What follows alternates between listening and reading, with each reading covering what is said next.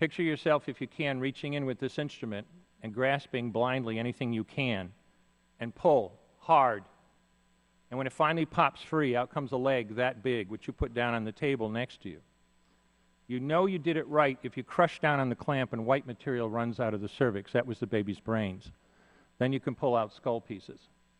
If you had a day like I had a lot of days, sometimes a face comes back and stares back at you. Congratulations. You just successfully performed a second trimester D&E abortion. You just affirmed her right to choose. I remember I was on my day off and I went on my laptop and popped up and they were working, and I saw a message saying that the doctor had aborted a fully intact fetus. Fully intact. And SemExpress was sending it straight to the lab. I literally have had women come in and they'll go in the OR and they're back out in 3 minutes. And I'm going, what's going on? Oh yeah, the fetus was already in the vaginal canal whenever we put her on syrups. It just fell out. I've been doing it for a few weeks, so I kind of knew what I was doing, but kind of not. And it was really busy, and one of the doctors came in and she looked really frustrated. The medical assistants were with her. And I don't know, it's my deal to listen and see what's going on. And the doctor just says, if she can't calm down, I can't do the abortion. And I can't medicate her. And the doctor went in to perform the abortion. Takes a little while. And I'm in the hallway. I see the jar come out. So then I hear her call my name. Hey, Ollie, come over here. I want you to see something kind of cool. This is kind of neat. So I'm over here, and this is the moment I see it, I'm just flabbergasted. This is the most gestated fetus and closest thing to a baby I've seen. And she's like, okay, I want to show you something. So she has one of her instruments and she just taps the heart and it starts beating. And I'm sitting here and I'm looking at this fetus and its heart is beating. And I don't know what to think. Is there still circulation in the heart once you isolate it? So, so there are times when after the procedure is done that the heart actually is still beating. And she's like, you know why that's happening? And I knew why it was happening. It's because the electrical current the nodes were still firing. And I don't know if that constitutes it's technically dead or it's alive. It had a face. It wasn't completely torn up. And its nose was very pronounced. It had eyelids. And its mouth was pronounced. And then, since the fetus was so intact, she said, okay, well, this is a really good fetus, and it looks like we can procure a lot from it. We're going to procure a brain. So, the moment I hear something like, that means we're going to have to cut the head open. We're going to have to cut the head open. So, it's like, okay, so what you do is you go through the face. I'm thinking, no, I don't want to do this. And she takes the scissors and she makes a small incision right here and goes, I would say, to maybe a little bit through the mouth. And she's like, okay, can you go the rest of the way? And I'm like, yes. And I didn't want to do this. And so she gave me the scissors and told me that I have to cut down the middle of the face. And I can't even describe what that feels like. And I remember picking it up and finishing going through the rest of the face. And Jessica picking up the brain and putting it in the container with the media and parafilming it. And she left and she's like, okay, you can clean it up.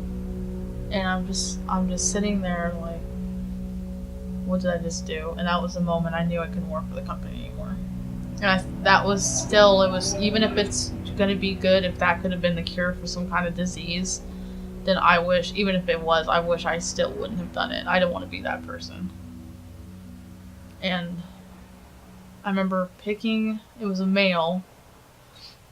I remember picking him up with the gloves because it was too heavy. The pie dish was this, and he was big. the pie dish, and I couldn't like take it and put it in the strainer and put it in. Like I couldn't. It was just too big. And I opened the biohazard container, and it's almost full. Like it's almost full. I'm holding him in my hands. I'm like, oh my god, this is just, what am I doing? And I take him, I put him in, and I remember he got stuck on the lid. And it turned around, and his buttocks was in the air, and his 2 feet were like dangling out. And I remember having to pick each one of his feet up and put him in the container and close the lid. And that was the hardest experience I've had there. I remember holding that fetus in my hands when everybody else was busy, and started crying and opened the lid and put it back in. It's just really hard knowing that you're the only person who's ever going to hold that baby. It's weird because I always think of all these scenarios that could happen. Like, I held it, I'm like, man, this could have grown up to be... And I always think about things like that. Like, if this could be a lawyer, this could be a firefighter, this could be the next president. Like, I wonder what...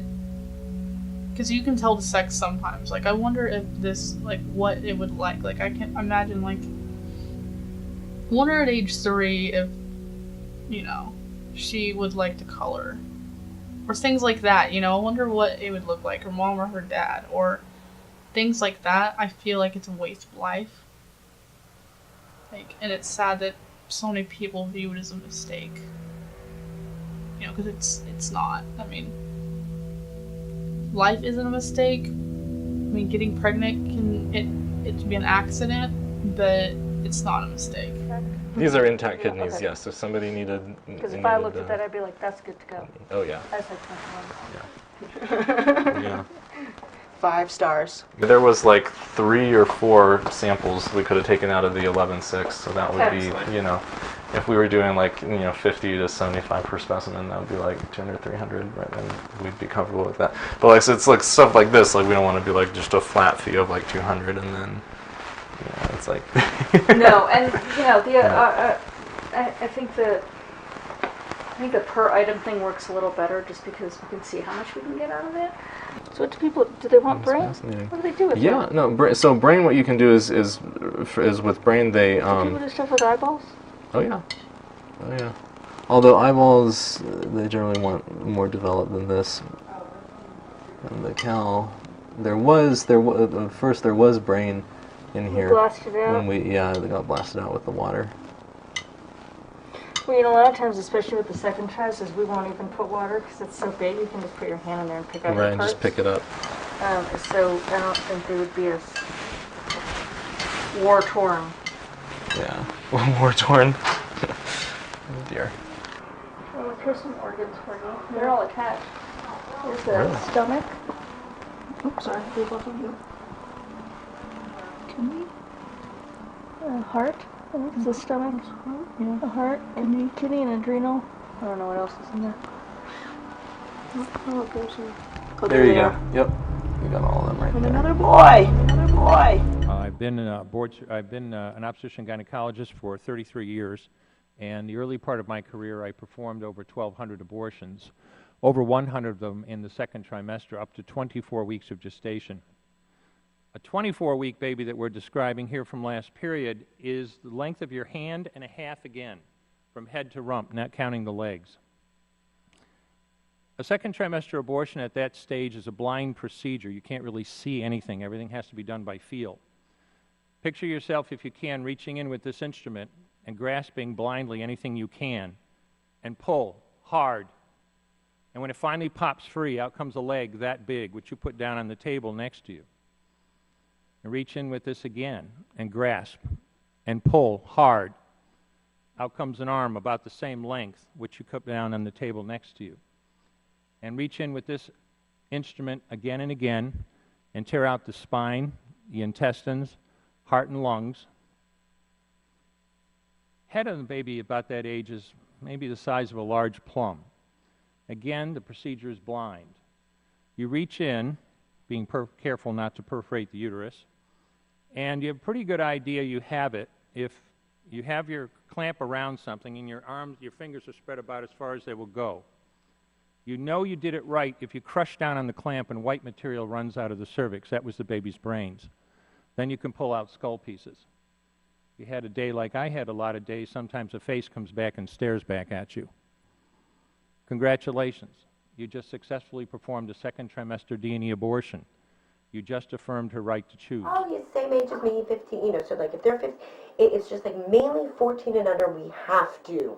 Doesn't matter if their partner's the same age, younger, whatever. 14 and under, we have to report. 14 under. That includes being 14. Right? Yeah, Okay. 14, you know, once they get to 15, then there's a little bit more playroom. So as long as they just lie and say, oh, he's 15, 16, you know, as long as they don't say 14, and as long as it's not too much of an age gap, then we just kind of like, then we just kind of play. What if they do say they're 14? Well, you know, then from there, it's just really watching what they say. What if they need an abortion though? Oh, that's a completely different story now. Oh. Now, if they're this is more No, just for good. testing the stuff. Oh, like that. okay. We need to know a little bit. If they come in for pregnancy testing, at that point, it still needs to be. You never got this from me, just to make all of our lives easier. Okay. If they're 14 Yeah. and under, Yeah. just send them right there if they need an abortion. Okay. 3 weeks, so like That's about 6 months. about okay.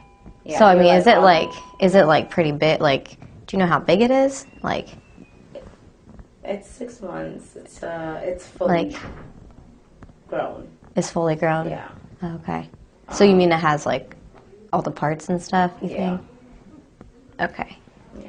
So how are they? How do they like remove it then? It's done by suction. It's a sucking tube that they just hold and it sucks it in, and then they put it in a solution and they send it out to the lab so they can measure everything to make sure that everything came out of you. Oh, okay. So it doesn't like come out because you said it's like kind of developed. It doesn't come out in like one piece. No. Like. Okay. So I'm just trying to think. How does it? They start Oh, okay. falling apart. Oh, okay. Yeah. Alright. I don't know why you're like, oh, yeah, okay, yeah. just do it. Yeah. If it did come out in one piece, it's very small. Yeah. Like, what if it was like twitching or like something like that? Like. The solution will make it stop. Okay. Yeah. Okay. It's not gonna be moving around in the jar. Okay, the solution would make it like. Yeah, that's the whole purpose of the solution. Okay. So like, if it looked like it was like breathing or something like that, It'll automatically stop. It won't be able to. it won't be a. Okay. So I'm not even gonna see it. No. So. Okay. So I mean, like, if that You're happens. asleep, they take it out and it goes into our lab where they do the stuff with the jar and cleaning and all that. Okay. So what is the solution? It's just like something like toxic or something. Yeah. Okay. We have to So, do that like- to keep it clean and, you know, because by the time it gets to the lab, it still needs to be freshly, you know, Yeah. so they could weigh it, so it could be proper weight to make sure that everything came out of you. Like there's no pieces left in you.